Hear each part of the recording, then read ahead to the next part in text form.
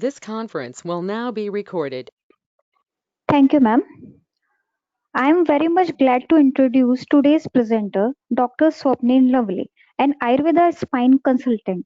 He is founder of Spinocare Therapy and director of Dr. Navle Hospital. He has been awarded by Prabha Ayurveda, Maharashtra Ayurveda Mahasammelan, MCIM.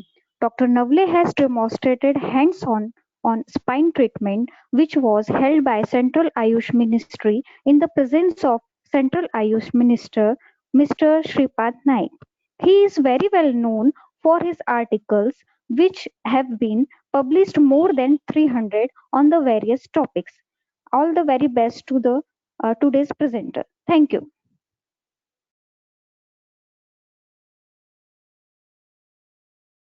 धन्यवाद वैद्यानेहा जी। अब हमारे आज के वक्ता उनका मंतव्य रखे उससे पहले कुछ जरूरी सूचनाएं सभी श्रोता वैद्यों के लिए। कृपया सब अपना माइक बंद रखें। विवेचन के दरमियान या पूरा होने पर आपके जो भी प्रश्न शंकाएं हैं वो चैट बॉक्स में ही टाइप करें। कोई भी बिना अनुमति के बीच में कुछ ना बोले। तो मैं वैद्य स्वप्निल सर से विनती करती हूँ वो अपना विवेचन शुरू करें। वैद्य स्वप्निल सर।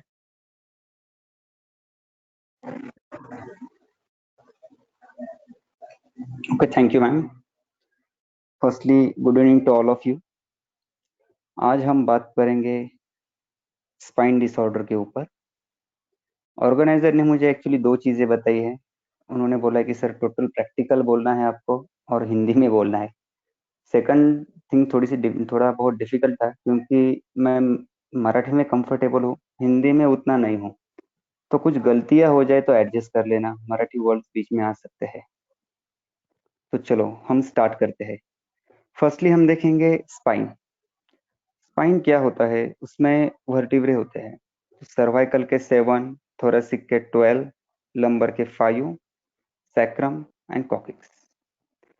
तो ये सबको मिला के हमारा स्पाइनल वर्टिबल कॉलम बनता है।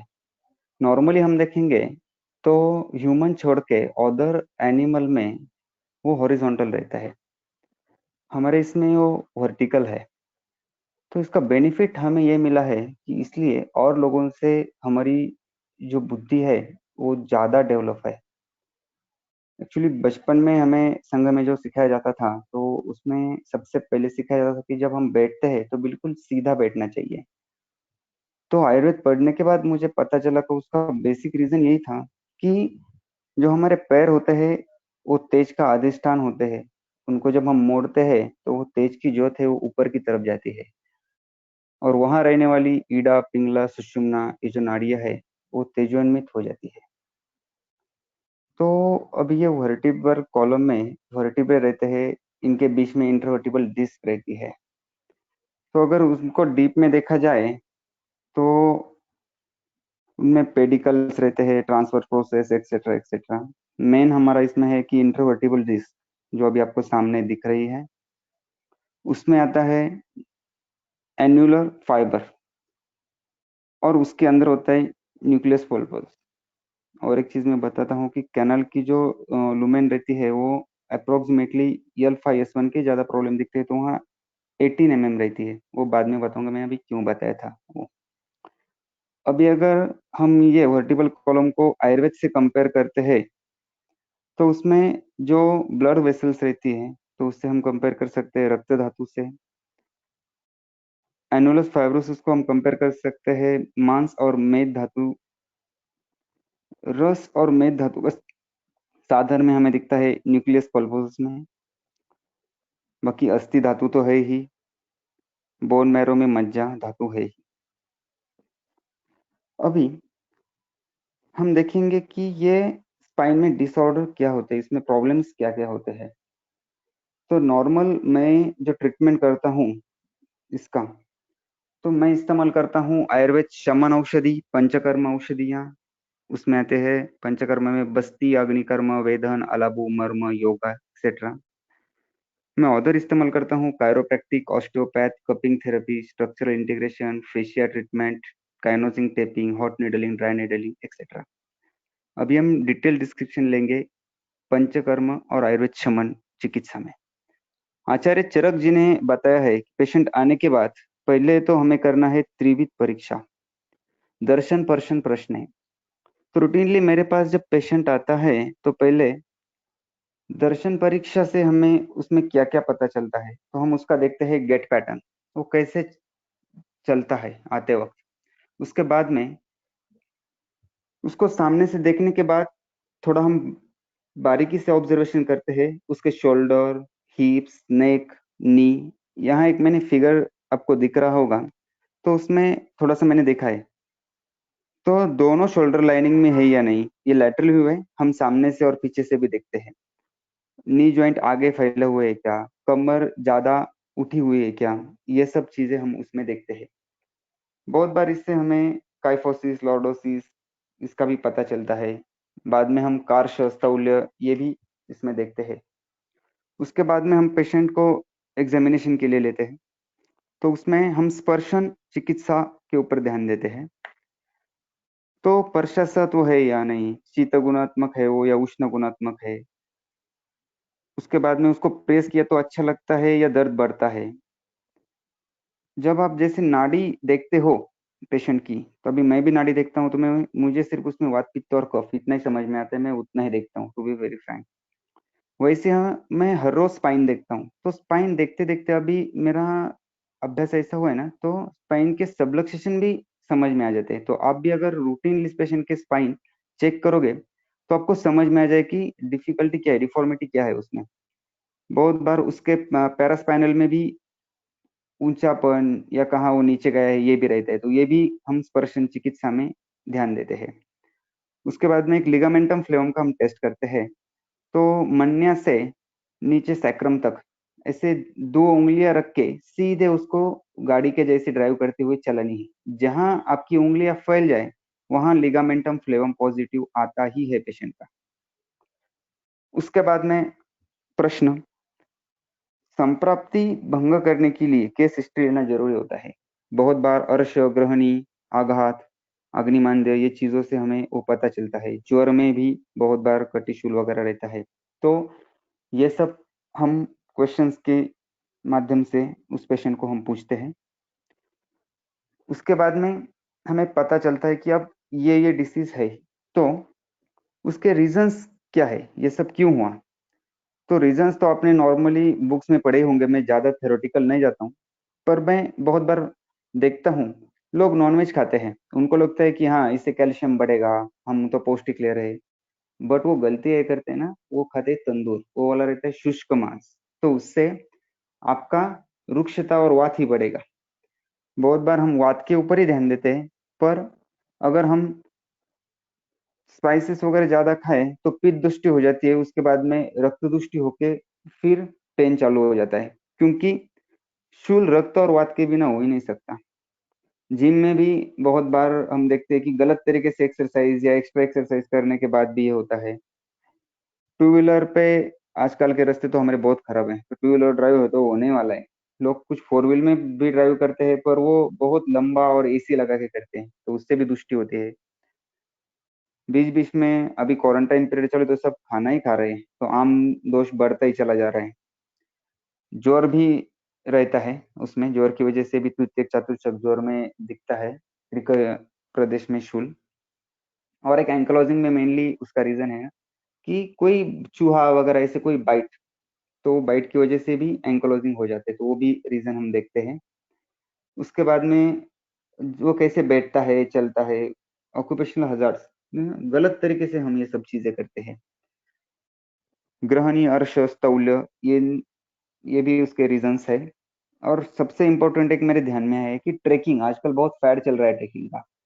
आयुर्वेद ने बताया कि ट्रेकिंग से त्रिदोष दृष्टि होती है, स्पाइन और हृदय के ऊपर उसका प्रेशर आ जाता है। अभी हम उसके देखेंगे लक्षण। तो चरक जी ने बताया है, प्रकोपित वायू पहिले नितंब, त्यानंतर क्रमाने कटी, पृष्ठ, उरू, जंघा, पाद या ठिकाणी जखडणे, सुई टोचल्याप्रमाणे वेदना होणे, या पद्धतीने वेदना होतात। असे एक स्पाइक येतात टोटल, जिथे निरामवात असतो, तर अशा ठिकाणी गुदरसी असतो। इथं जर कफानुबंध असेल तर तंद्रा, जडत्व, सर काही हिंदी काम थोड़ा करू शकत हिंदी नाही, रुची हे असतं। हाँ, मैं शिफ्ट हो रहा हूँ सर, मैं दोनों भी इसमें बात कर रहा हूँ। वाघभट जी ने बहुत ही सिंपली बोला है कि पार्शनी की तरफ जाने वाली जो कंडरा है वो वायु से पीड़ित हो जाती है और पैल की जो मूवमेंट है वो स्टॉप हो जाती है, उसे गुदरसी कहते हैं।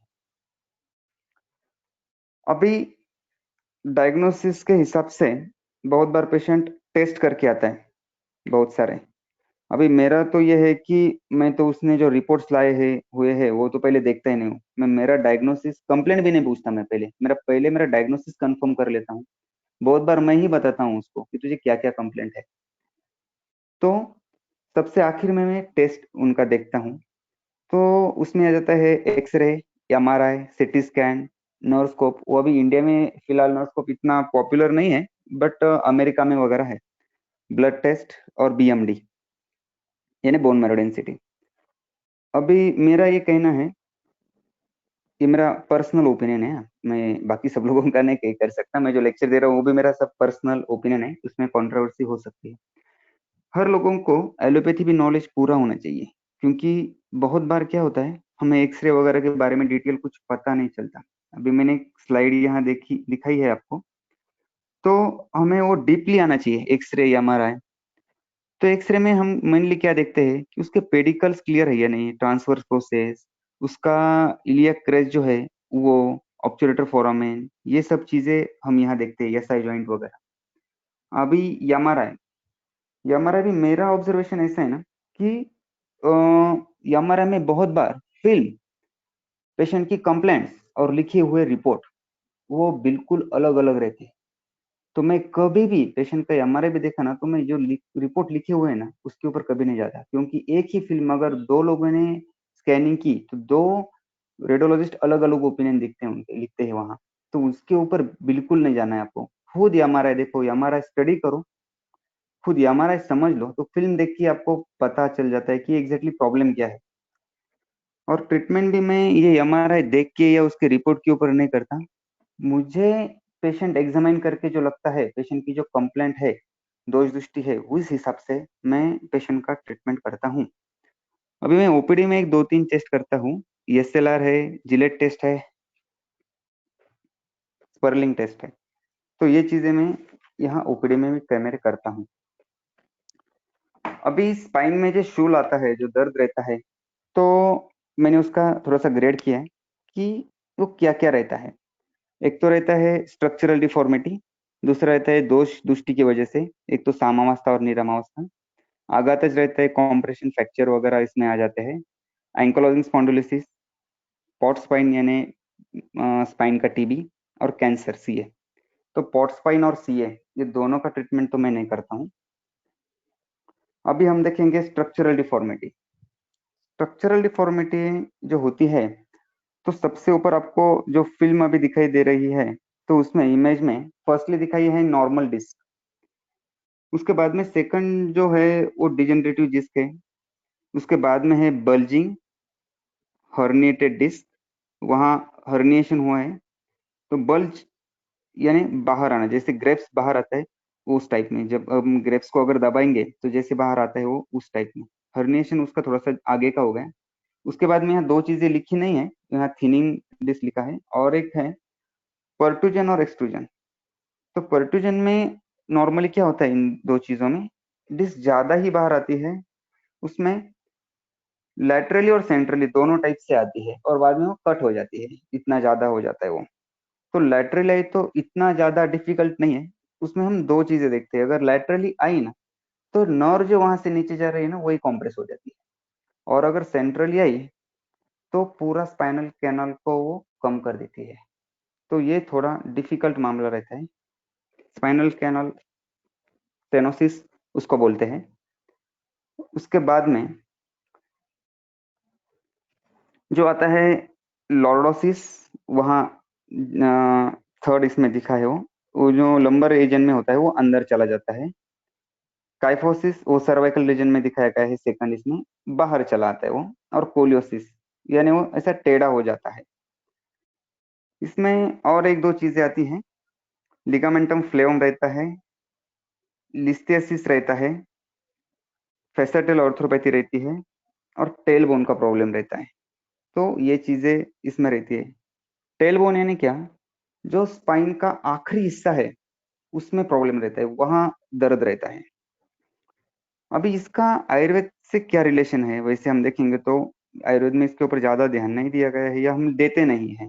पर मेरा कहना यह है, अगर स्पाइन सबलक हुआ है तो वहां स्थान वैगुण्य आ गया। तो अगर दोष बॉडी में बड़े हैं तो सबसे पहले कहाँ जाएंगे, वहां जाएंगे। तो हम कितना भी उसको शुद्धि कर ले, फिर भी दोष, पेशेंट तो कुछ परहेज करने वाला नहीं है, तो गड़बड़ करने वाला है, तो दोष बढ़ेंगे तो वहां जाएंगे। तो इसलिए अगर वो स्थान दृष्टि ट्रीट किया तो बाद में ये डिफिकल्टी आती नहीं है। अभी मैं आपको जो बोल रहा था ना, एक्सट्रूजन एंड परट्रूजन, उसके लिए मैं एक आपको केस बताता हूँ। एक पेशेंट आया था, जो आपको फोटो दिख रहा है वो पेशेंट था, मेरे पास आया था। तो पेशेंट का स्पेस सिर्फ 2 mm बाकी था, जो मैंने फर्स्टली बताया कि नॉर्मली 18 mm रहता है L5S1 में। तो मैंने 2 mm स्पेस देखा, तो मैं पेशेंट को बोला, यार मैं तो ट्रीटमेंट नहीं करने वाला हूँ, मैं नहीं करते लोगों का ट्रीटमेंट। तो उन्होंने बोला, डॉक्टर स्पाइन सर्जन ने भी मना कर दिया ऑपरेटिव से, उन्होंने बोला कुछ नहीं हो सकता, हम आखिरी उम्मीद लेके आपके पास आए थे, आप भी ना बोल रहे हो तो हम अभी कहाँ जाए। तो फिर मैंने उनका दर्द महसूस किया, तो बोलोगे चलो ठीक है ट्रीटमेंट करेंगे। आपको जो नीचे वाला फोटो दिख रहा है ना, तो एक्चुअली वो पैर बिल्कुल ऊपर नहीं उठ रहा था, उन्होंने जितना भी उठाया है ना, तो वो घुटने से आगे उठाए। आपको देख, आप डिटेल देख सकते हैं, तो नीचे वाला पैर पूरा जमीन पे ही है घुटने तक का। तो इतना बैड कंडीशन उनका था। उसके बाद में मैं आगे जो बताने वाला हूँ, वो पूरा ट्रीटमेंट, आयुर्वेद ट्रीटमेंट मैंने उनको दिया। और विद इन 6 डेज यहाँ हमने उनको एडमिट रखा था। तो 6 डेज में ऑलमोस्ट 70% ऊपर के, इसमें आपको पैर दिख रहा है, इतना ऊपर चला गया, OSLR इतना निगेटिव आ गया। तो ये सब किया आयुर्वेद ने। तो जो लोग बोलते हैं कि आयुर्वेद में क्रिटिकल केसेस के लिए ट्रीटमेंट नहीं है, तो उनके लिए ये केस मेरे पास दिखाने के लिए है कि आयुर्वेद क्या कर सकता है। उसके बाद में ये लिस्थेसिस आ गया, इसके इसमें भी आयुर्वेद में काफी अच्छे रिजल्ट है। अभी हम जाएंगे दोष दृष्टि की तरफ। दोष दृष्टि जो है, उसमें हमने 2 चीजें की है, एक सामावस्था और एक निरामावस्था। तो पहले हम देखेंगे सामावस्था। सामावस्था में अपन, आपने रूटीन पढ़ा होगा कि स्तंभ, गौरव, अंगमर, नागदिमांद्य, जो सामूहिक के जो लक्षण है वो सब उसमें रहते हैं। मैं स्पेशली बताऊंगा कि आपको डायग्नोसिस कैसे करना है सामावस्था का। पेशेंट टिपिकल कंप्लेंट करता है, डॉक्टर नींद से उठे तो ऐसे लगता है ना कि उठो ही नहीं, सोते ही रहो, और जॉइंट्स ऐसे बिल्कुल जकड़न हो जाती है, स्टिफनेस रहता है। जब एक्सरसाइज करता हूँ, मूवमेंट उसको देता हूँ, या गर्म पानी से नहाता हूँ, तो उसके बाद में मैं फ्री महसूस करता हूँ। और एक कंप्लेंट रहती है कि जब कमर दुखती है तो उनको ऐसे लगता है ना कि सोए हुए रहो, कुछ काम ही ना करो। तो ये सामावस्था उसमें होती है। अगर आप स्पर्शन देखेंगे उसमें, तो उष्ण स्पर्श, वेदना, लालिसु, जस्ट लाइक इन्फ्लेमेशन, ऐसे वहां दिखता है। तो अभी मैं प्रभा आयुर्वेद से जुड़ा हुआ हूँ, तो पहले मेरे दिमाग में पेशेंट देख के आता है कि मैं पंचकर्म क्या करूं।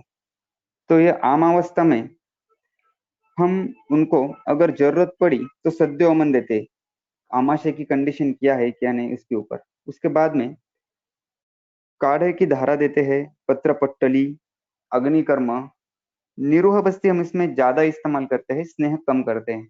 निरामावस्था में हम स्नेह ज्यादा इस्तेमाल करते हैं, निरूह कम करते हैं। आम पाचक बस्ती भी बहुत बार देते हैं।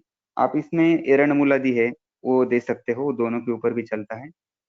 या कुछ भी आपके पास नहीं है तो दशमूल का जो काढ़ा रहता है उसमें पिंपली चूर्ण का प्रक्षेप डाल के भी आप दे सकते हो बस्ती, या निर्गुड़ी तो इजीली अवेलेबल है, उसमें हिंगू का प्रक्षेप डाल के भी आप बस्ती दे सकते हो। अगर बहुत ही आपको आम के लक्षण दिख रहे हैं तो वैतरण बस्ती भी दे सकते हो। यहाँ नॉर्मली हम वृक्ष स्वेद देते हैं। सहचर बस्ती अगर ऑयल का देना है तो मैं सहचर वगैरह इस्तेमाल करता हूँ। इसमें पित्त के लक्षण अगर ज्यादा है ना, रक्त पित्त जैसी सॉरी वात रक्त जैसी संप्राप्ति है, तो अलाबू चिकित्सा हम करते हैं। यहाँ आपको फोटो दिख रहा है वो। उसके बाद में अलाबू और जलोका में डिफरेंस बताता हूँ। जलोका उच्चारण भी करते हैं हम, अलाबू झट से होता है, जलोका का अवेलेबिलिटी, उसको टाइम वगैरह ज्यादा लगता है, तो अलाबू में ज्यादा करता हूँ। पर अलाबू के रिजल्ट है ना कम दिन तक रहते हैं, और वो ऊपर ऊपर का ही दोष निकलता है। जलोका किया तो मांसगत भी अगर रहा ना, तो भी नीचे से सब वो दोष दृष्टि निकाल के लाता है जलोका उच्चारण, तो उसके रिजल्ट ज्यादा दिन तक रहते हैं। इसमें एक हॉट निडलिंग करके एक ट्रीटमेंट है वो मैं करता हूँ। अग्निकर्म मैं इसमें इस्तेमाल करता हूँ।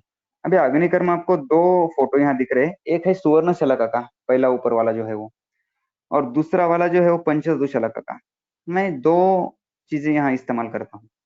तो पंचधातु शलाका मैं कब इस्तेमाल करता हूँ, फ्रोजन शोल्डर वगैरह वो चीजों में करता हूँ मैं। आजकल मैंने पंचधातु शलाका का इस्तेमाल कम किया है क्योंकि एक प्रॉब्लम मेरे यहाँ हुआ था। मैंने एक फीमेल को पंचधातु शलाका से अग्निकर्म किया, तो उसके वो कैसे करते हैं कि चट आवाज आना चाहिए और कपोत वर्ण दिखना चाहिए, तो उसका स्कार रह गया।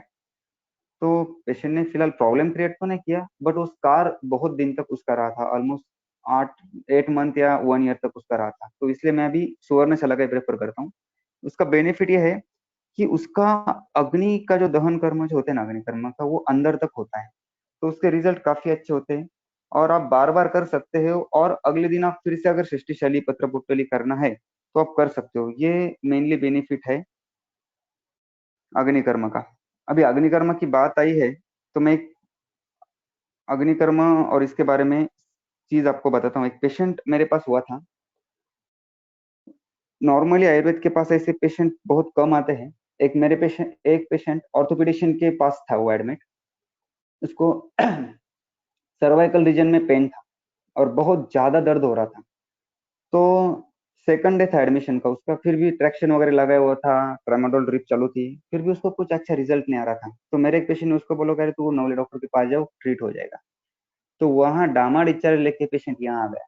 मैंने सब कंडीशन देखा इतना, तो बोलो ठीक है अभी आए तो चलो करते हैं। धन्वंतरी जी का नाम लिया, काम चालू कर दिया। तो उसमें थोड़ा अमावस्था भी था, तो मैंने वहाँ जो दशमूल काढ़ा रूटीन हमारा चलता था तो उसका धारा दिया और उसमें पत्र पुट्टली श्वेत करके उसको अग्निकर्म किया। तो एक ही दिन में उसको इतना अच्छा महसूस हुआ कि जो ऐसे मान बिल्कुल अकड़ के आया था मेरे यहाँ, जाते वक्त बिल्कुल वो इससे नहीं खिला रहा था। तो इतना अच्छा रिजल्ट ये चीजों का है। अग्निकर्मा के बारे में मैं और एक चीज बताता हूँ। मेरा खुद का एक एग्जांपल है। अभी एक 2-3 दिन पहले एक एमपी के डॉक्टर ने मुझे पूछा, सर अग्निकर्मा के रिजल्ट कैसे है, या सिंगल अग्निकर्मा के रिजल्ट आते हैं क्या। तो मेरा ही खुद का एक एग्जाम्पल मैंने उनको दिया। मैं पनाड़ा गढ़ गया था, तो एक 3-4 साल पहले रात को हम वहीं रुके। तो वहां बारिश चल रही थी, खाने में भी थोड़ा नॉन वेज स्पाइसी आ गया। तो सुबह मैं जब उठा तो मेरा शोल्डर बिल्कुल जकड़ गया था, वहां दर्द हो रहा था। तो ड्राइवर तो नहीं लेके गया था, तो मुझे ड्राइव करना था। तो उस टाइम क्या करे, मेरे पास वहां गढ़ के ऊपर तो कोई मेडिकल वगैरह भी नहीं, टैबलेट वैबलेट भी कुछ नहीं था। तो मैंने मेरे हाथ में जो अंगूठी थी वो निकाल के वहां उसको गर्म करके अग्निकर्म किया। अग्निकर्म करने के बाद मुझे ऑलमोस्ट 90 to 95% मेरा दर्द सब चला गया और स्टिल नाउ मुझे फिर से दर्द नहीं हुआ। तो इतने अच्छे रिजल्ट ये अग्निकर्म के है। अभी सामावस्था में हम शमन चिकित्सा देखेंगे, जहां स्नायु, मांसपेशी और मेद, इसकी वजह से वो जॉइंट अवरुद्ध हो जाता है और बहुत बार वो स्नायु और मांस में पीड़न असहनत्व शोथ रहता है। तो उस टाइम स्नायु कंडरा इनका पेन कम करने के लिए रासना गुग्गुल बहुत अच्छा काम करता है। वो व्यायाम काल में अगर आप दोगे तो वो काफी अच्छा रहेगा। उसके बाद में मैं सिहना गुग्गुल ज्यादा इस्तेमाल करता हूँ। उसका रीजन है कि एरंटेल उसका मेन कंटेंट है, वो वातानुलोमक कार्य करता है और वो कटी, गुह्य, कोष्ठ और पृष्ठ यहाँ का सूजन और पेन कम करता है स्पेशली। उसके साथ में त्रिफला भी है इसमें। तो त्रिफला की वजह से उसका गामित्व कटी और गुह्य प्रदेश के ऊपर ज्यादा जाता है। मैं सिंहनादी गुग्गुल आपान काल में इस्तेमाल करता हूँ। पुनर्नवष्टक क्वाथ एरन तेल के साथ देने से 2 चम्मच एरन तेल हम डालते हैं उसमें, काफी अच्छे रिजल्ट उसके आते हैं। मैं ये थोड़ा कम इस्तेमाल करता हूँ क्योंकि मैं थोड़ा प्रैक्टिकल आदमी हूँ, तो काढ़ा वगैरह मैं रेयरली इस्तेमाल करता हूँ। मेरा मोस्टली टैबलेट प्रैक्टिस है, चूरन काढ़ा वगैरह मैं देता हूँ पेशेंट को ज्यादातर। पर अगर रिजल्ट ही चाहिए, डिफिकल्ट क्रिटिकल पेशेंट है, तो मैं इस्तेमाल करता हूँ। पुनर्नवादी गुग्गुल भी बहुत अच्छा ड्रग है। इसमें वात रक्त अधिकार का वो चाहिए। हाँ, तो वात रक्त जैसे लक्षण जब होते हैं तो वो पुनर्नवादी गुग्गुल इस्तेमाल में आता है। जब अंग गौरव, अंग मर्द, वीकनेस और ऐसे कोई मार रहा है, ऐसे अगर जब पेन होते हैं ना, तो योगराज गुग्गुल उसमें काफी अच्छी तरह से रिजल्ट देते हैं। अभी बहुत बार हम एक गलती करते हैं कि सामावस्था में हम मेडिसिन देते हैं, पेशेंट को काफी अच्छा रिजल्ट आता है, और अच्छा रिजल्ट आया है इसलिए हम वही मेडिसिन कंटिन्यू रखते हैं। तो ये बिल्कुल गलत बात है। सामावस्था जाने के बाद हमें निरामावस्था की ट्रीटमेंट करनी चाहिए। अभी निरामावस्था, ये तो लक्षण तो आपको सबको पता है, मैं ज्यादा डिटेल उसमें जाता नहीं हूँ। इसमें धातु कम हो गए हैं, धातु दृष्टि आ गई है, सब वीकनेस है, कमजोरियां है, धातु क्षय है। तो इसमें हम पहला जो वात का जो ट्रीटमेंट है वो क्या है, स्निग्धता। तो उसको मूंग की दाल की खिचड़ी, बहुत सारा घी डाल के और भास्कर लवण चूर्ण दे के मैं उनको देता हूँ। उसमें स्निग्ध पौष्टिक आहार जरूरी है। आप कोई भी इस्तेमाल करो पेशेंट के हिसाब से, तेल दे दो, घृत दे दो, वसा दे दो, मज्जा का तेल दे दो या मांस रस दे दो, जैसा आपको ठीक लगे। तेल में मैं गंध तेल और मज्जा तेल इस्तेमाल करता हूँ ज्यादा वात का। मज्जा तेल के बारे में भट्टर सर ने पिछले लेक्चर में बताई है डिटेल, मैं ज्यादा उसकी में डीप में नहीं जाऊंगा। अगर पेशेंट इकोनॉमिकल अफोर्डेड नहीं है और पित्त के लक्षण भी ज्यादा है तो मैं खोबरे का तेल, कोकोनट ऑयल उसको पीने को बोलता हूँ। थोड़ा कफानुबंध है तो सहचर तेल में इस्तेमाल करता हूँ। पंचकर्म में मेरा सबसे ज्यादा ध्यान स्नेह संवेदन के ऊपर ही रहता है इसमें। अभी हम ज्यादा डीप जाएंगे पंचकर्म में। तो कटिबस्ती, अभी मैं स्पेसिफिक बताऊंगा। आपको सबको ही पता है कि कटिबस्ती, षष्ठी ये सब हम देते ही है बस्ती वगैरह, पर कटिबस्ती कब देना है एग्जैक्टली? कटिबस्ती देना है अगर आपको स्नायु मांस अस्थि वहां पोषण करना है, रुक्षता आई है और आपको वहां स्निग्धता डालनी है, आपको पिछलपन वहां डालना है। क्योंकि हमने देखा जो डिस्क रहती है इंटरवर्टिबल डिस्क, वो न्यूक्लियस पल्पस एनुलस फाइब्रोसिस हमने देखा। तो हमें जरूरी क्या है, उसमें स्निग्धता डालना। तो वहां हम कटिबस्ती इस्तेमाल करते हैं। और एक चीज क्या रहती है, जब स्पाइन नीचे आ जाते हैं ना, उसका रीजन क्या रहता है मालूम है? जो पैरास्पाइनल जो है ना वो कमजोर हो जाते हैं। तो कमजोर होने जाने की वजह से स्पाइन ऊपर वाला नीचे आ जाता है, तो उसके वजह से डिस्क कॉम्प्रेशन बैठ जाता है। तो बॉडी क्या करती है, वो पैरास्पाइनल को और स्ट्रॉन्ग करती है, उसका करना रहता है कि वो और स्पाइन नीचे न जाए, उसके बीच में उस जगह शोथ आ जाता है।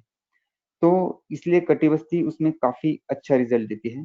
कटिबस्ती में जो ऑयल इस्तेमाल करता हूँ, धन्वंतर जो मैं करता हूँ तो मोस्टली फीमेल में, और मसल्स जो चीजें रहती है उसमें। सहचर कफ वातज में इस्तेमाल करता हूँ मैं। बाकी केरल के कोट्टम पुच्चुकादी वगैरह भी आते हैं, वो भी मैं पेशेंट देख के इस्तेमाल करता हूँ। पिंड तेल जो स्पेसिफिक मैं करता हूँ तो कॉर्ड कॉम्प्रेशन में इस्तेमाल करता हूँ। और अगर कोई क्रूश है बिल्कुल और उसको प्रॉब्लम है तो वहां मैं बला अश्वगंधा तेल इस्तेमाल करता हूँ, टिपिकल वात और बल्ले जहां देना है वहां। अभी मैं जाऊंगा षष्टिशाली के ऊपर। षष्टिशाली में ज्यादा मैं आपको डिटेल नहीं बताऊं क्योंकि आपको बहुत सारा पता ही है। तो जब बला और अश्वगंधा चूर्ण और उसके साथ में मैं जो हम नॉर्मली दूध और पानी इस्तेमाल करते हैं, तो मैं पानी की जगह वातग्न काढ़ा इस्तेमाल करता हूँ, जो हमारा स्वेदन में के लिए कुकर में रहता है, वही मैं इस्तेमाल करता हूँ। तो शक्तिशाली, तो माइक चालू है।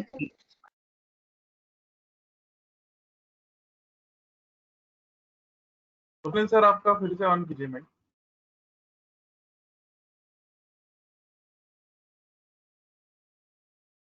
स्वप्निल सर हेलो, आपका माइक ऑन।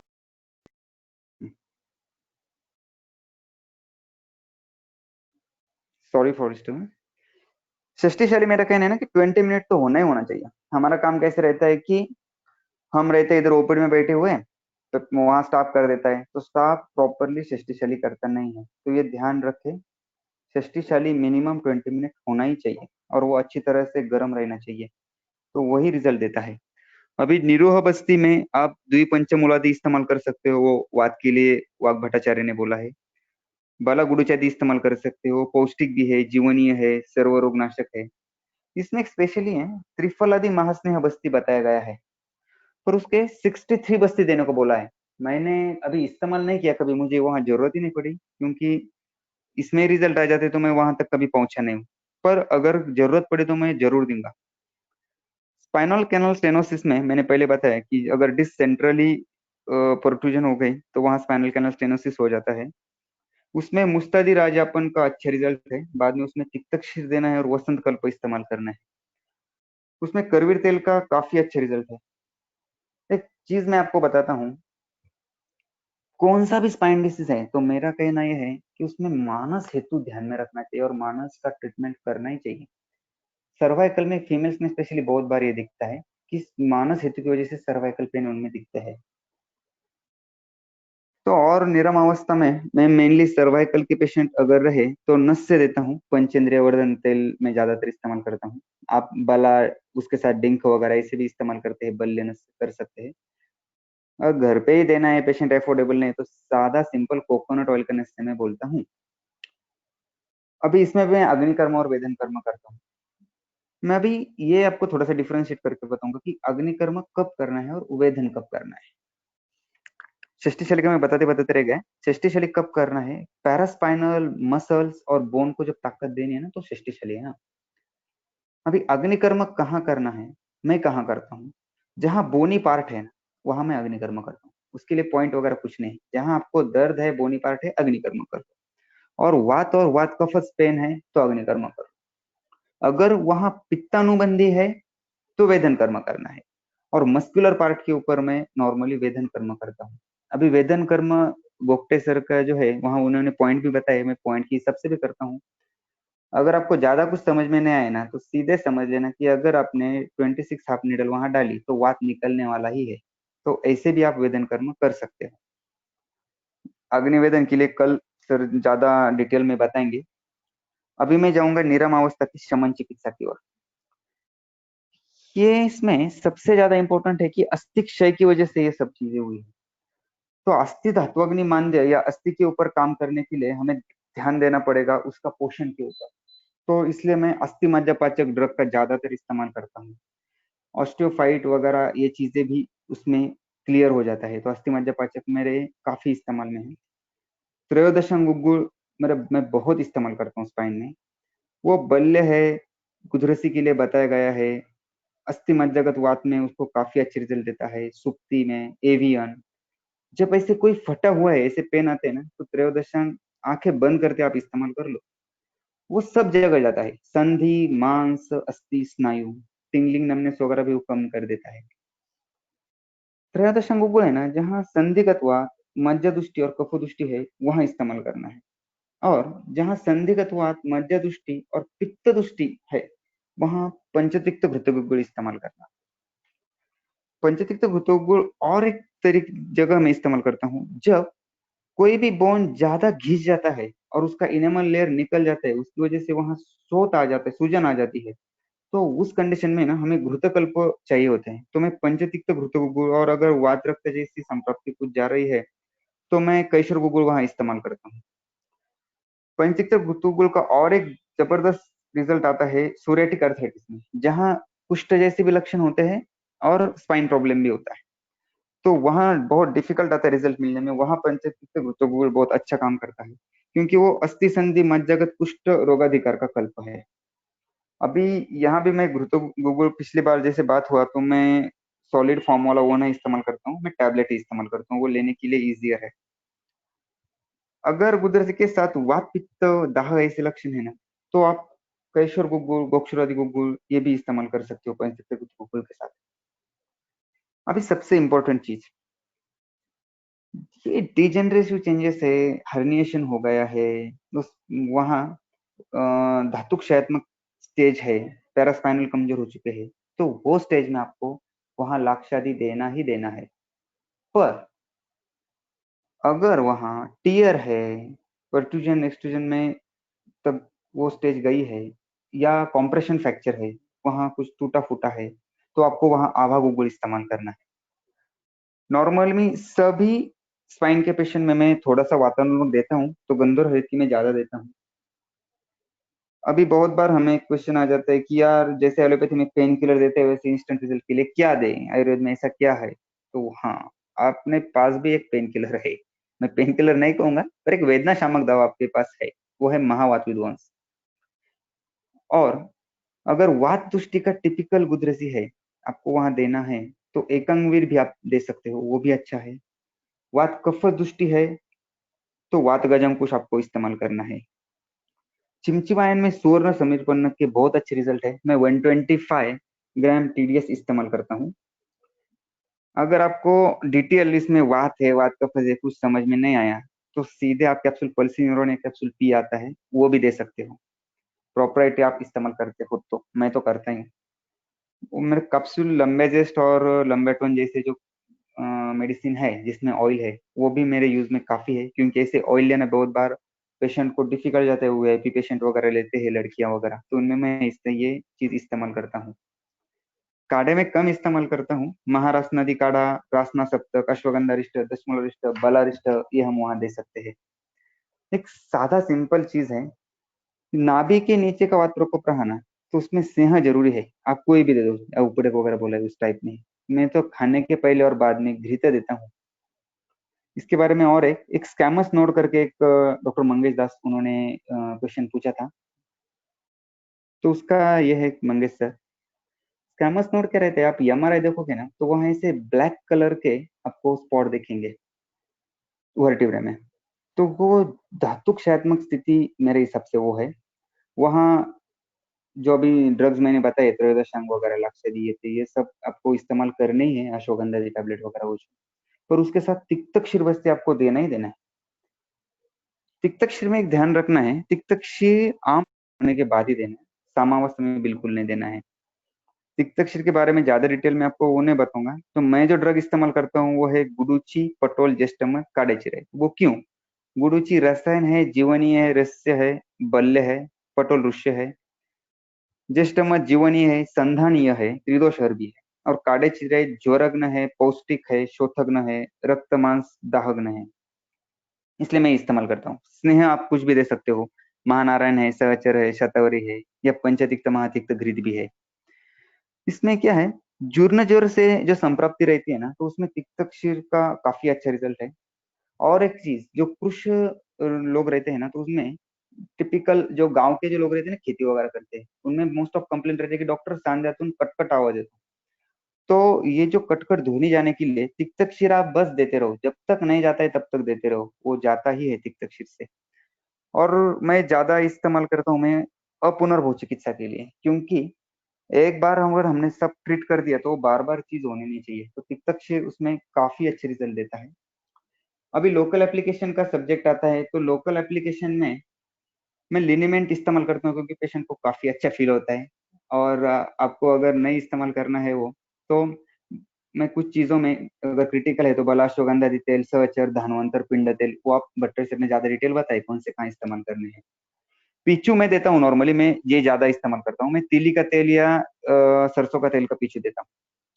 आप वहाँ लेप का महत्व भी काफी है। अगर आघातच है तो बजरंग लेप, बाकी रूट दशांग लेप का वगैरे आपको सब पता ही है। अंग जर संकुचित झालं असेल ना तर तिथं उडीद आणि सेंदव तेल द्यायचं आहे आपल्याला। और अगर वात की वजह से बाधिरियताई हुई ना तो रक्तमोक्षण हम करेंगे और उसके बाद में अगरू सेंधव तेल का लेप वहां देंगे। आपको एक चीज बताऊं, बला मूल और अश्वगंधादि मूल है वो दूध और गेहूं के पीठ में आप अगर मिक्स करके देते हो तो जो गद्दी है, वो जो डिस्क है वो अंदर चली आती है। स्पायनल कॉर्ड इंजुरी है तो बांबूचे जे कोंब असतात ना त्याच्यात ओली हळद आणि वेखण मिक्स करून त्याचा लेप करायचा है। अभी कुछ चीजें मैं आपको बताता हूँ कि बहुत बार शूल रहता है स्पाइन में, उसके साथ एसोसिएटेड डिसीज भी रहते हैं, जैसे ज्वर है वहां त्रिकशूल बोला है। अभी काफी डिस्कशन चल रहा था ग्रुप के ऊपर, त्रिक यानी क्या, तो दोनों भी हम ले सकते हैं, ग्रंथ के डिफरेंट डिफरेंट आधार है, मन्य और त्रिक यानी कटिंग। तो मैं सैक्रम का जो एरिया है उसे त्रिक मानता हूँ।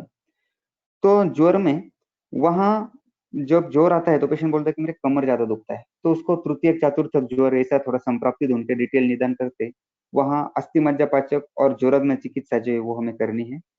बहुत बार और कुछ चीजें हमें वहां देखने को मिलती है, जैसे कटिशूल और अम्लपित्त। अब एक केस ही बताता हूँ, मेरे फ्रेंड के यहाँ एक केस हुआ 2-3 दिन पहले। एक पेशेंट आया, तो पेशेंट आया तो बोला कि मेरे स्पाइन में, कमर में और घुटने में दर्द है, बहुत ऐसे थ्रोबिंग पेन जैसा हो रहा है। उसने थोड़ा हिस्ट्री लिया तो पेशेंट बोला कि मुझे बिल्कुल अनईजी फील हो रहा है। उसने फिर और हिस्ट्री लिया तो पता चला कि आमाशय दृष्टि है। तो उन्होंने तुरंत सद्य वमन कर दिया। सद्य वमन कर दिया तो पेशेंट चेयर से उठ के यहाँ ओपीडी में आया तो बोला डॉक्टर मेरा घुटने का दर्द ही ठीक हो गया बिल्कुल। तो ये चीज क्यों आई थी वहां, तो अम्ल पित्त की वजह से विदर्भक जीर्ण की संप्राप्ति हुई थी। अभी ये बहुत बार क्या होता है, patient long term pain killer लेते हैं, उसमें भी ये होता है। और उसकी वजह से क्या होता है, ये लॉन्ग टर्म विदग्ध जीर्ण चलते रहता है तो उसका उपद्रव संधिवात बोला गया है। बहुत बार दोनों अम्ल पित्त और संधिवात दोनों भी साथ में रहते हैं, तो वहां क्या होता है, विकृत साम पित्त जो रहता है ना, वो मज्जाधरा कला डिस्टर्ब करके उसको सर्वाइकल स्पाइन और जानू यहाँ शोथ और थ्रोबिंग पेन पैदा करता है। तो उस डिसीज में आपको अमृतादि गुगुल काफी अच्छा रिजल्ट देगा। तिक्त रसात्मक है वो अमृता, पित्त शामक है, मज्जाग्रामी द्रव्य है, तो वो क्या करता है, पित्त का जो आम्ल गुण की वजह से संधि के ऊपर जो साइड इफेक्ट हुए हैं या बैड परिणाम हुए हैं उसको दूर करता है। वो भूनिम्बादी काढ़े के साथ हम देते हैं। रेडिएटिंग पेन बहुत बार हमें मिलता है पैरों में, और उसके साथ एब्डोमेन पेन भी रहता है। तो राइट और लेफ्ट इलियक फोसा में पेन रहते हैं, स्पेशली लेफ्ट इलियक फोसा में, तो वहाँ कोष्ठ शुद्धि करना जरूरी रहता है।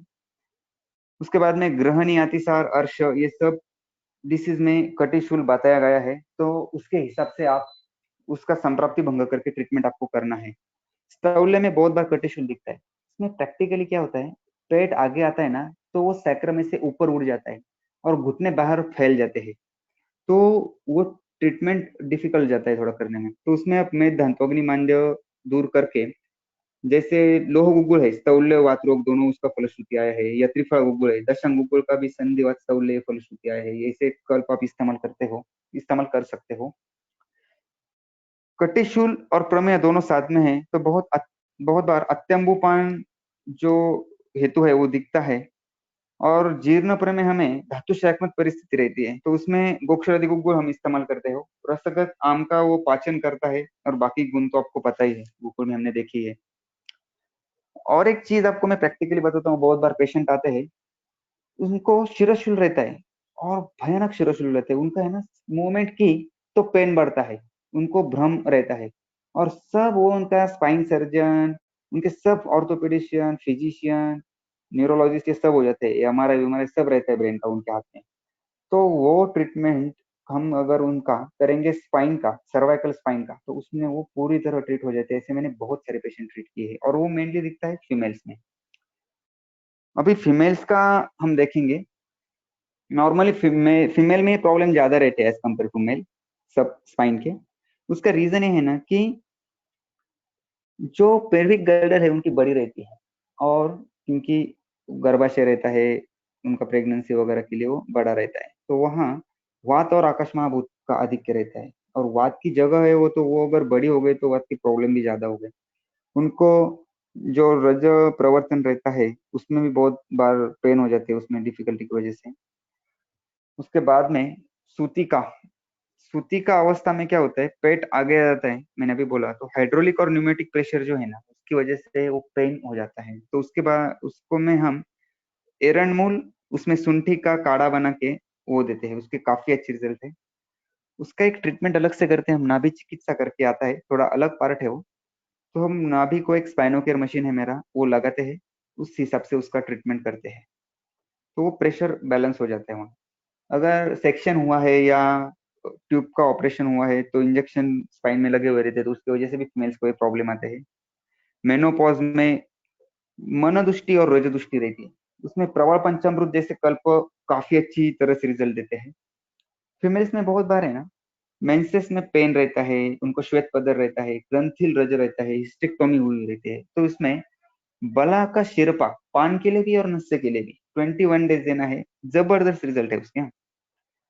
अभी हिस्टेक्टोमी का बात आया तो मैं बताता हूँ, हिस्टेक्टोमी दो चीजों की वजह से नॉर्मली होती है। एक तो अति रक्तस्राव होता है, उसमें रक्त दुष्टि जन्य सब हमें लक्षण दिखते हैं, वो वात रक्त की तरफ जाता है, उसका वो संप्राप्ति देख के उनको ट्रीटमेंट करना है।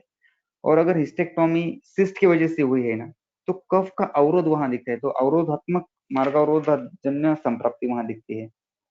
बहुत बार छोटे बच्चों भी आते हैं हमारे पास ट्रीटमेंट के लिए स्पाइन के, तो उनमें मुझे मेन रीजन ये ध्यान में है ना कि वो स्टडी करने के लिए या स्कूल में ठीक से बैठते नहीं है, उसकी वजह से उनमें रहता है। और कृमि रहते हैं तो अस्थि धारा कला डिस्टर्ब हो जाती है, कृमि की वजह से अस्थि का पोषण नहीं हो पाता, ये भी। और लड़कियों में जो है, जब लड़कियां अडल्ट एज में, सॉरी प्यूबर्टी एज में आ जाती है तो उनका चेस्ट डेवलप हो जाता है, तो तब वो ऐसे पोक निकल के चलती है, तो उसकी वजह से उनमें दर्द आ जाता है। अभी एक एंकोलॉजिंग के ऊपर हम प्रकाश डालेंगे। उस दिन एक मैडम ने क्वेश्चन पूछा था एंकोलॉजिंग का। वो मैडम, एंकोलॉजिंग क्या चीज है? बेसिकली एंकोलॉजिंग को हम बाम्बू स्पाइन करते हैं, तो मांस धातु में अस्थि धातु का विमार्ग गमन, ये एंकोलॉजिंग है। अभी उसका एंकोलॉजिंग आपको पहचानना कैसे है? बहुत बार पेशेंट तो HLA-B27 का टेस्ट हाथ में रख देता है, बोलते हैं मुझे मन के कसान दिवाते हैं। अभी मैं इंडिया में क्या चलता है वो छोड़ता हूँ, यूरोपियन एसोसिएशन के गाइडलाइन, ऑर्थोपेडिक एसोसिएशन के गाइडलाइन में फॉलो करता हूँ। तो उनका कहना यह है ना कि HLA-B27 पॉजिटिव आ गया यानी एंकोलॉजिंग है, ऐसा बिल्कुल ही नहीं है। रिएक्टिव आर्थराइटिस जैसे और बहुत सारी चीजों में HLA-B27 पॉजिटिव आता है, तो हमारा डायग्नोसिस HLA-B27 पे नहीं रहेगा डिपेंड। अभी मैं उसमें दो पार्ट करता हूँ, एक एक्यूट और एक क्रॉनिक। अभी एंकोलॉजिंग में लक्षण क्या क्या दिखते हैं ना, वो हम पहले देखते हैं। उनमें मेन क्या रहता है कि शिफ्टिंग पेन, रात्रि कूस बदलताना जाग येते, असं पेशंट टिपिकल सांगतो, तो वो रहता है एंकोलॉजिंग मोस्टली। उसके बाद में अगर दिन भर काम करके पेशेंट रात में सोने लगा, वो बेड के ऊपर गया, तो उसका पीठ स्पाइन नीचे टेकता नहीं है जमीन के ऊपर, यह रहता है। कुछ आधा घंटा, 15 मिनट या 1 घंटा भी लगता है बहुत पेशेंट में वो स्पाइन को रिलैक्स होने में। अगर आपने हाथ लगाया तो बिल्कुल ऐसे बाम्बू जैसे स्पाइन लगता है, ऐसे पेशेंट हमने देखे हैं।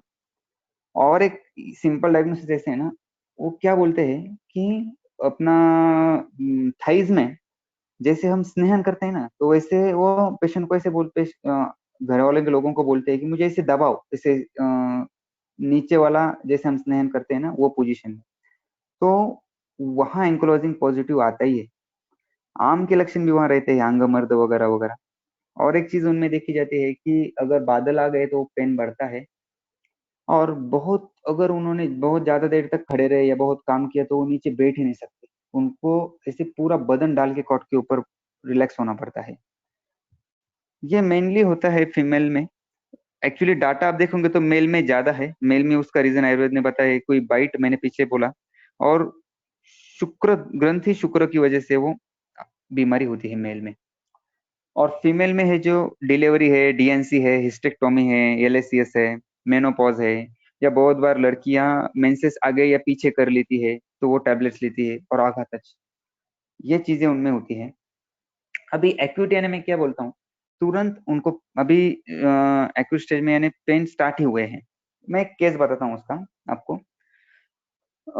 एक डॉक्टर थी होम्योपैथ, तब वो बैचलर थी, मेरे पास आई थी, तो उसका HLA-B27 पॉजिटिव लेके आई। वो एक बड़े मल्टी स्पेशलिटी हॉस्पिटल में थी, तो बोला मुझे पता है ये ट्रीट ही नहीं होता बीमारी, उसके ऊपर ट्रीटमेंट ही नहीं है।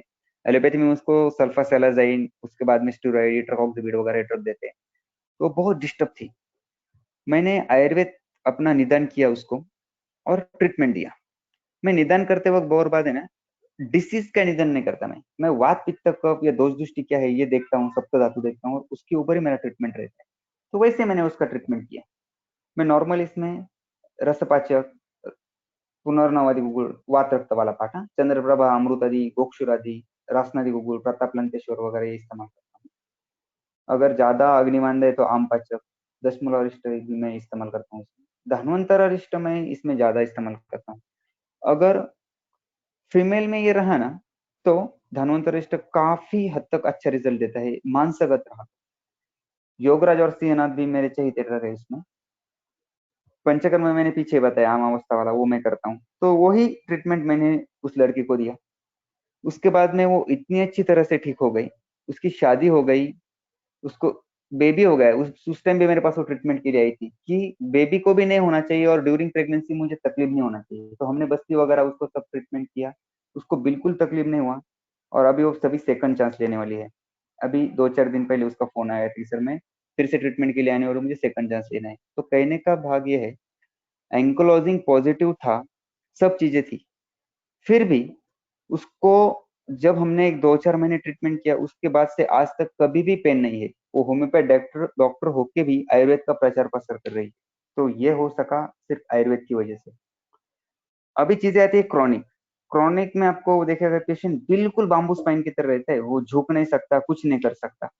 अगर आप उसके स्पाइन के ऊपर ऐसे हाथ फिराओगे ना तो ऐसे स्ट्रेट पट्टी दिखती है, स्पाइन अलग अलग दिखते ही नहीं है। इसमें हम मराठी में बोलता हूँ मोहाची फुलं म्हणतात त्याला, हिंदी में मुझे पता नहीं है।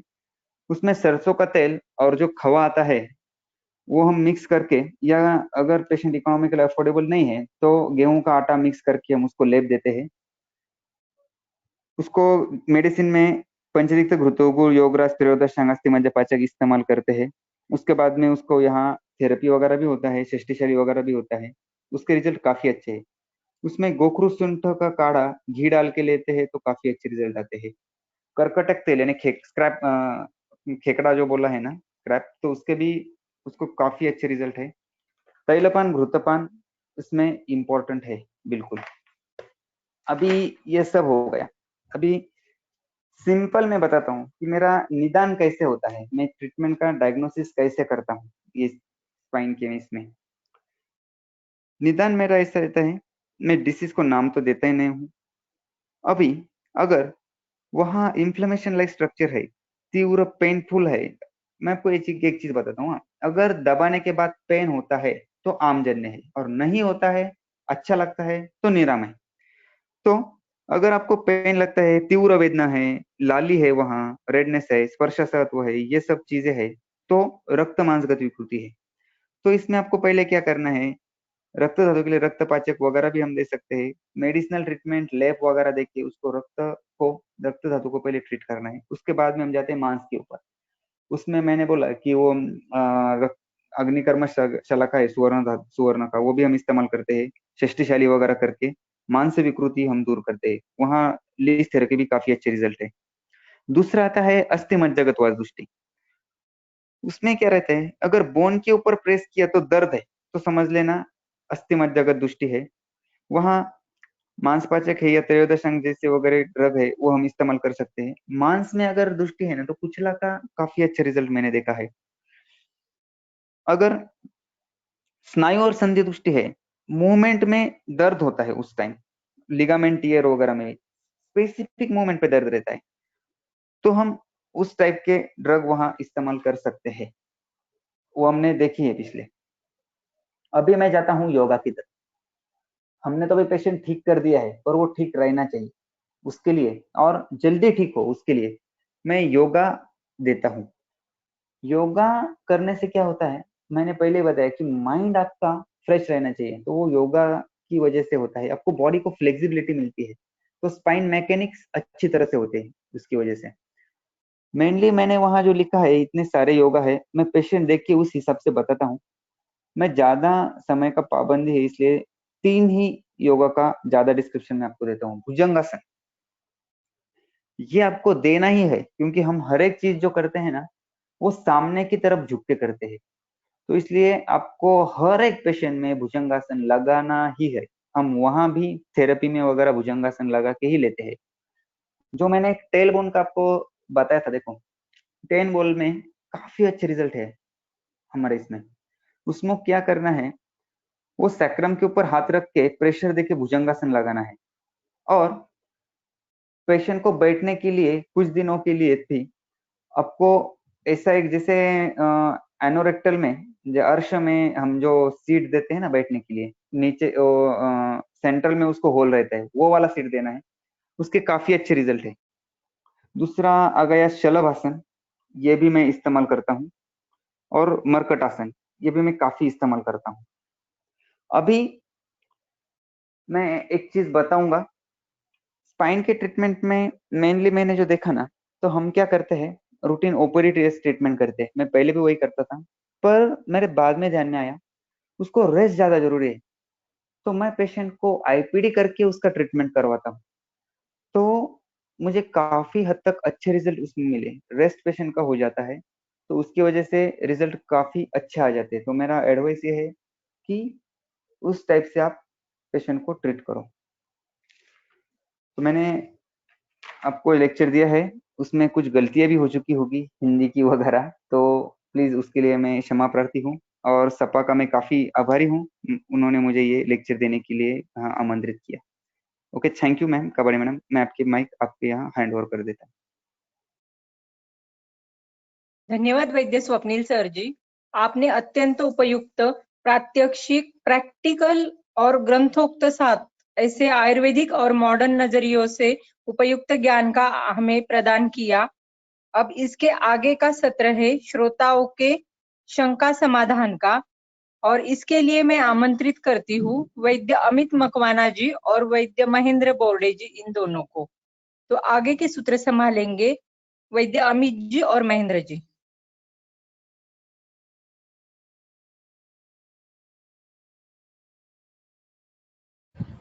थैंक यू कबाड़ी मैडम। स्वप्निल सर, आपके लिए एक क्वेश्चन है।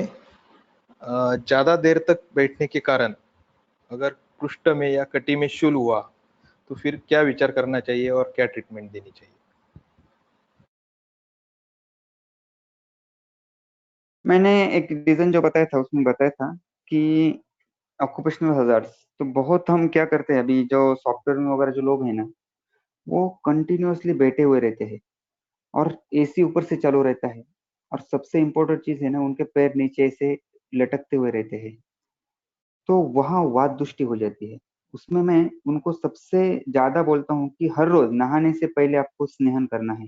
पेशेंट के लक्षण के हिसाब से मैं सहचर्य या बलाशोगंधि वगैरह, अगर पेशेंट अफोर्डेबल नहीं है तो तीली का तेल में इस्तेमाल करने को बोलता हूँ। तो उसकी वजह से उनको काफी हद तक रिलीफ मिल जाता है, और सिंपल सा योगा भी किया ना उन्होंने तो वो काफी हद तक ट्रीट हो जाते हैं। अगर वहाँ दोष दृष्टि है, रुक्षता है, या डिजेनरेटिव चेंजेस है स्पाइन में, दोष धातु दृष्टि ये है, तो उस हिसाब से मैं तिक्तक शिरवस्ती वगैरह या बल्य मेडिसिन एडवाइस करता हूँ, वो ठीक हो जाता है। Okay, thank you Mahendra sir. Sir, एक बोन डेंसिटी अभी चेक करते हैं कुछ लोग, तो उसमें अगर कैल्शियम कम रहा तो फिर क्या ट्रीटमेंट करनी चाहिए, क्या सोचना चाहिए? काफी लोग अभी ये इस्तेमाल कर रहे हैं, बहुत बार कैंप भी रहते हैं उसमें। मेरे पास भी मैंने कैंप रखा था बोन डेंसिटी का, हिमालय कंपनी और हमने ज्वाइंट वेंचर में किया था। उसमें मैंने देखा कि वो बीएमडी करके हमने पेशेंट लिए, उसके बाद में उनको मैंने तिक्तक शिरवस्ती और हिमालय का रियोस्टो और हिमालय फोर्ट दिया था। हमने 3 महीने बाद उसमें मैजिकल चेंजेस देखे। काफी हद तक वो अस्थि भर जाता है। नॉर्मल क्या है ना कि लोगों को ऐसे क्विक प्रूफ चाहिए। मैं भी थोड़ा सा कैरोप्रैक्टिक का मैंने लिया नहीं, इसलिए मैं ज्यादा बोला नहीं उसके ऊपर। तो मेरा जो कहना है ना, पेशेंट को विद प्रूफ दिखाओ। हर एक लोगों ने हमें बीएमडी करना चाहिए पहले, उनको दिखाओ कैल्शियम का लेवल क्या है, उसके बाद में उसको पूरा ट्रीटमेंट करो। तिक्तक शिर जो बस्ती है वो 3 मंथ तक उसको चलाओ, बाकी अपना मेडिसिन दे दो अस्थि पोषक वाला वगैरह, और 3 मंथ बाद कराओ, रिजल्ट दिखता ही है। Thank you sir. गर्दन में पेन है, जैसे कि अचानक नींद से उठने के कारण या फिर करवट बदलते टाइम या तकिया कम ज्यादा हुआ, तो उसके कारण जो गर्दन में पेन रहती है या नेक स्टिफनेस रहती है, मराठी में हम जो बोलते हैं मान अवघडणे किंवा अवटळणे, तो उसके लिए क्या विचार करना चाहिए? एक केस मैं आपको बताता हूँ।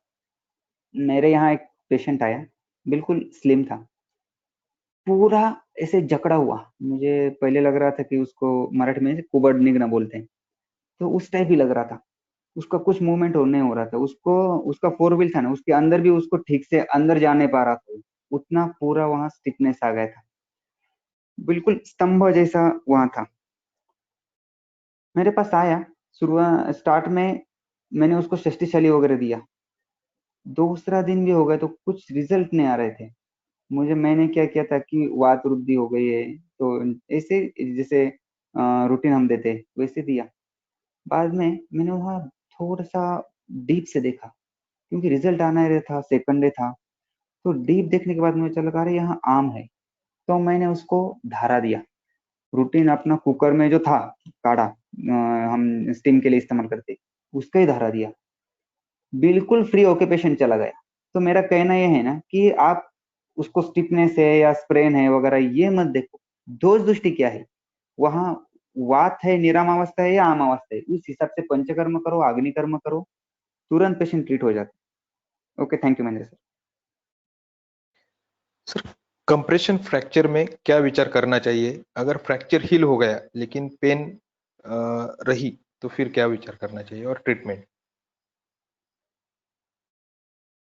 कंप्रेशन फ्रैक्चर के मेरे पास बहुत कम पेशेंट आए हैं। एक केस से मैं आपको बताता हूँ। जलगांव के एक पेडियाट्रिशियन है, उनके पिताजी को कंप्रेशन फ्रैक्चर हुआ। 1 ईयर उन्होंने सब ट्रीटमेंट कर लिए, बॉम्बे वगैरह जाके भी सब ट्रीटमेंट हो गए, वैसे ही थे वो बेड पे। मैंने उनको क्या ट्रीटमेंट किया, पहले तो ट्रैक्शन लगाया। वहां पहले निरम सामावस्था थी, सबसे पहले सॉरी पहले सामावस्था थी, वो सामावस्था का ट्रीटमेंट किया मेडिसिन में। वहां ही उनके घर पे मैं गया था जलगांव, तो मैंने उनको वहां देखा था, तो वहां ही मैंने उनको प्रिस्क्रिप्शन लिख के दिया। जब निरमावस्था आ गए तो मैंने उनको यहाँ हॉस्पिटल में बुला लिया। तो 10 दिन तक मैंने उनका ट्रीटमेंट किया, उनको ट्रैक्शन दिया। ट्रैक्शन मेरा अलग तरीके से रहता है, वो जो मॉडर्न एलोपैथी वाला रहता है वो अलग रहता है, मेरा ट्रैक्शन थोड़ा अलग रहता है। और रूटीन अपना जो ट्रीटमेंट है, कटिवष्टि षष्टि चली, वो सब ट्रीटमेंट दिया। उनका पेन बिल्कुल ठीक हो गया, आज वो चल रहे हैं। मैं जो आपको सब केसेस बता रहा हूँ ना, वो 100% सच, और मेरे पास उनके सब डाटा है। ऐसे मैं फेक केस नहीं बना रहा हूँ, मेरे पास सब केस पेपर वगैरह सब उनके रिपोर्ट है। अभी क्या उन्होंने फिर से एमआरआई नहीं किया, तो इसलिए मुझे पता नहीं कि अभी क्या चेंजेस है उनके कॉम्प्रेशन फ्रैक्चर में, क्या आ गए। पर अभी तो पेशेंट चल रहा है, दर्द बिल्कुल नहीं है। इस तरीके से मैंने उनका ट्रीटमेंट किया। Thank you. Thank you sir. Cairo practice का आपने बीच में उल्लेख किया था, तो उसके बारे में थोड़ी जानकारी चाहिए थी। कायरो प्रैक्टिस एक्चुअली आज का वो टॉपिक नहीं है, फिलहाल मैं थोड़ा सा बताता हूँ। कैरोप्रैक्टिस अलग कुछ नहीं है, ये हमारे जो हार्ड वैद्य रहते हैं ना, उनका ही ट्रीटमेंट है। सुश्रुत ने जो चीज बताई ना, जो ऊपर आ गया उसको नीचे दबाओ, जो नीचे है उसको ऊपर उठाओ, बस वही ट्रीटमेंट है। पर वो साइंटिफिकली है, बाकी अलग से कुछ नहीं, अपना ही ट्रीटमेंट है वो। यहाँ अगर किसी ने हार्ड वैद्य ने कुछ कुछ किया ना, तो लोग बोलते हैं गाउटी सर का कहीं तुम कर दो। और अगर अमेरिका से कोई चीज डॉक्टर आ गया और उसने किया एखादा, जे मान मोडना ज्याला म्हणतात ना मराठी, तो वो कैरोप्रैक्टिक ही। Thank you.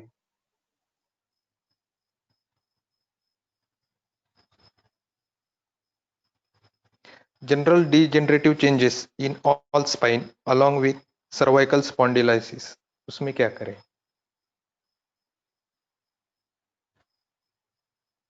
उसमें मैं रूटीन ही ट्रीटमेंट इस्तेमाल करता हूँ, जो अभी बताया निराम अवस्था का जो सब ट्रीटमेंट है वही चलता है उसमें। और ग्रंथ ने जो बताया ना, त्रिफलादिमास ने मैंने बस्ती मैंने देखा बीच में बताया था, वो 63 देने को बोले, वो आप दे सकते हो। मैंने इस्तेमाल नहीं किया, मैं क्लियरली बोलता हूँ, पर आप दे सकते हो वो। और तिक्तक शीर बस्ती तो मैं रूटीन चलाता हूँ, 20-21 डेज का 3 सेटिंग में देता हूँ, पेशेंट देख के उसमें वो ट्रीट हो जाता है। बहुत सारे क्वेश्चन है sir. Patient has steep back and flexed knees, can't straighten his legs. Patient is around 8 years. Madam, मैं थोड़ा सा इस बारे में क्लियर में बोलता हूँ। मैं कभी भी पेशेंट का ऐसे फोन पे या डायग्नोसिस या किसी फ्रेंड का भी फोन आया ना, यार स्वप्निल इस केस में क्या ट्रीटमेंट है बता, तो मैं कभी नहीं बताता हूँ। पेशेंट सामने देख के, जरूरत पड़ी तो इन्वेस्टिगेशन एमआरआई एक्सरे वगैरह करके उसकी हिसाब से मैं ट्रीटमेंट करता हूँ। मैं ऐसे ऐसे हम बता ही नहीं सकते। Thank you. सर आपने बीच में मानस हेतु का जिक्र किया था, तो शिरोधारा का कितना इस्तेमाल करते हैं आप स्पाइनल कॉर्ड डिसीज में? मैं तो मोस्टली पेशेंट एडमिट ही रखता हूँ। मैं हर एक पेशेंट को शिरोधारा देता ही हूँ। ऐसे मेरे पास पेशेंट एडमिट, मैं थोड़ा सा क्लियर बताता हूँ आपको क्या है। पेशेंट एडमिट रहता है मेरे पास, तो मैं दिन भर उसका स्टेप बाय स्टेप प्रोसीजर करता हूँ। क्योंकि अगर मैंने, जैसे रूटीन हम पंचकर्म करते हैं, 1-2 घंटे में पंचकर्म खत्म हो जाता है, ऐसे मैंने किया ना, तो पेशेंट मेरे पास एडमिट रहेगा ही नहीं। और एडमिट रहने का मेरा बेसिक, उसको मैं क्यों रखता हूँ, मुझे रेस्ट चाहिए, उसको पूरा हिलना ही नहीं, उसको सिर्फ बेड के ऊपर ही लेटे सोए हुए रहना है। तो इसलिए मैं नस्य, शिरोधारा वगैरह ये सब चीजें इस्तेमाल करता हूँ। मुझे मानस हेतु नेक में तो और फीमेल में बहुत बार दिखा है। क्या होता है, टिपिकल है ना, वर्टिब्रा और ये हमारा शोल्डर, उसके बीच में है ना पेन रहता है, और वहाँ ऐसे इन्फ्लेमेशन जैसे स्ट्रक्चर रहता है, तो उसमें मानस हेतु बहुत बार दिखता है, तो मैं उसका ट्रीटमेंट करता ही हूँ। Thank you. डिस्क प्रोलैप्स में क्या ट्रीटमेंट करनी चाहिए और विचार करना चाहिए? मैंने अभी आपको डिटेल बताया, देखो कि हर्निया, डिजेनरेटिव चेंजेस, हर्निएशन से एक्सट्रूजन प्रोट्रूजन तक अपने आपको सब बताया। इसमें मैं रूटीन जो अपना ट्रीटमेंट है वही इस्तेमाल करता हूँ। मैंने एक लेप बोला था बाला मूल और अश्वगंधा मूल का, दूध और ये आटा जो रहता है गेहूं का, वहाँ लेप। उसमें मैं और एक चीज है मेरा, देखो मैंने वहाँ है ना अलाबू करता हूँ तो मैं ग्लास लगाता हूँ। उसमें क्या टेक्निक है, सिंपली जो अलाबू बताए ना, मैं स्पिरिट फायर करता हूँ ग्लास के अंदर से, वैक्यूम क्रिएट करता हूँ वहाँ और वो लगाता हूँ। तो वो ट्रीटमेंट काफी हद तक है। और भुजंगासन में मैं एक अलग किस्म का थेरेपी, एक्चुअली मैंने आज का टॉपिक थोड़ा अलग था, वो थोड़ा अलग है। भुजंगासन में मैं एक मसाज अलग तरीके से देता हूँ, तो उसमें वो डिस्क अंदर चली जाती है। जो प्रेशर है डिस्क के ऊपर का ना वो कम हो जाता है। उसके अलग अलग टेक्निक्स है, वो अभी इसके ऊपर हम बता नहीं सकते, आज का टॉपिक नहीं था वो। उस तरीके से वो डिस्क अंदर चली जाती है। मेरे पास यमारा के भी प्रूफ है उसमें, मैंने ढूंढे बहुत, एक्चुअली मिले नहीं वो मुझे अभी, पर मेरे पास 2 एमआरआई के विद प्रूफ है कि डिस्क अंदर चली गई है वो हमारे में। Thank you. Thank you sir. कबड्डी madam, over to you.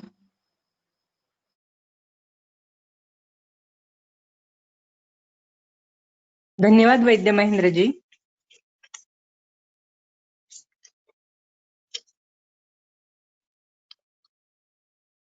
Amit ji के जो क्वेश्चन आंसर का था तो वो ले रहे हैं या नहीं महेंद्र बोर्डे जी?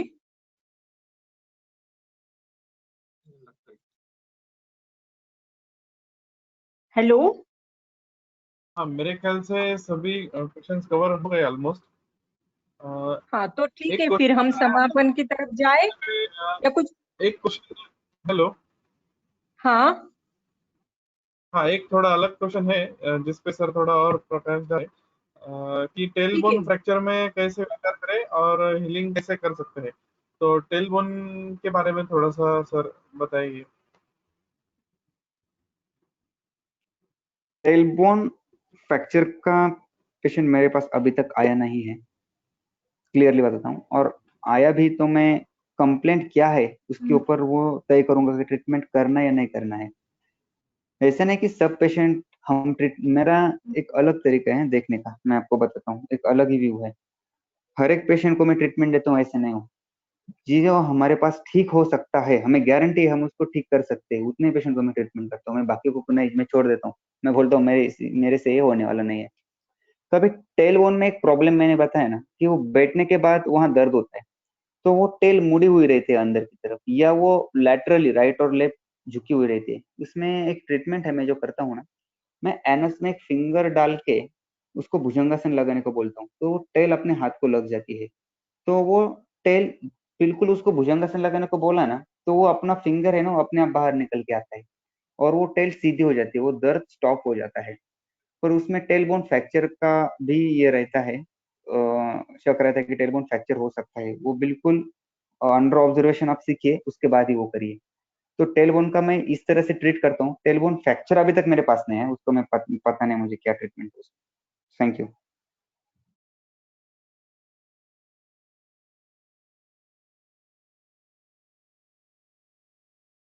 सीजर के बाद जो पेन होता है उसमें क्या विचार करना चाहिए, ऐसा कुछ है? LSCS scissor. सर उसमें 2 चीजें हैं। एक तो आजकल प्रैक्टिकल में बोलता हूँ, प्रैक्टिकल क्या देखने को मिलता है, ये लड़कियां सीजर हो या डिलीवरी हो उसके बाद में जो श्रुति का परिचर्या बताई ना वो कुछ भी नहीं करते, इसलिए वाद बढ़ चुका होता है ज्यादा। और दूसरा, एनाटॉमिकल हम अगर देखेंगे ना, तो जो स्पाइनल निडल है वो इंजरी कर देती है। तो लक्षण क्या है उसकी सबसे हम जाएंगे। अगर वहां लोकली आपको प्रॉब्लम ज्यादा दिख रहा है तो कटिबस्ती वगैरह इसका ज्यादा रोल रहेगा। अगर आपको लगता है कि अरे नहीं वो वात गुष्टि हो चुकी है बॉडी में, तो बस्ती की तरफ आप जा सकते हो, बस्ती दे सकते हो, स्नेह बस्ती इसमें मैं ज्यादा चलाता हूँ। तो इस हिसाब से मैं ट्रीटमेंट देता हूँ। और ऑयल कौन सा इस्तेमाल करना है तो भट्टर सर ने ज्यादा डिटेल वो डिस्कस किया था, उस हिसाब से मैं ऑयल का सिलेक्शन करता हूँ। Thank you. Excuse me, sir. Hello. हाँ यस मॅडम बोलिये. हा सर, पायात जर स्प्रेन असेल आणि ऑर्थोपेडिकचं निदान जर टेंडनायटिस असेल तर आपल्या आयुर्वेदिक दृष्टिकोनातून आपण काय देऊ शकतो? टेंडनायटिस. Okay thank you. देखो मैं तो मेरा नॉर्मली जो रूटीन जो डायग्नोसिस है ना वो एलोपैथिक के हिसाब से नहीं करता हूँ. उधर आप टेंडनाइटिस ये छोड़ दो, वहां आपको लगता क्या है, कौन सी दृष्टि है, वात है या उसको किसी का अनुबंध है, उस हिसाब से आप जाओ. अग्निकर्म उसमें काफी हद तक अच्छा रिजल्ट देता है. पर ये मैंने आपको बोला कि ये मॉडर्न के हिसाब से डायग्नोसिस और उसका ट्रीटमेंट वगैरह ये मैं ऐसे नहीं करता. पेशेंट जब मैं देखता हूँ तभी मैं ट्रीटमेंट करता हूँ. अभी थोड़ा सा मेरा एक अलग इसमें ये है विचार है. सब जो डिसीज है ना, अगर हिप, वो कायरोप्रैक्टिक का थोड़ा विचार है. हिप अगर ठीक रहा ना तो सब ठीक रहते हैं. अगर हिप में गड़बड़ हुई ना तो वो नीचे तक सब गड़बड़ी कर देता है. तो मेरा ट्रीटमेंट चलो होता है हिप से. पहले मैं सब हिप का जो एनाटॉमी है वो सब ठीक कर देता हूँ, उसके बाद में नीचे मैं जाता हूँ. तो इस हिसाब से मैं उसका ट्रीटमेंट करता हूँ. Thank you. Okay, thank you sir.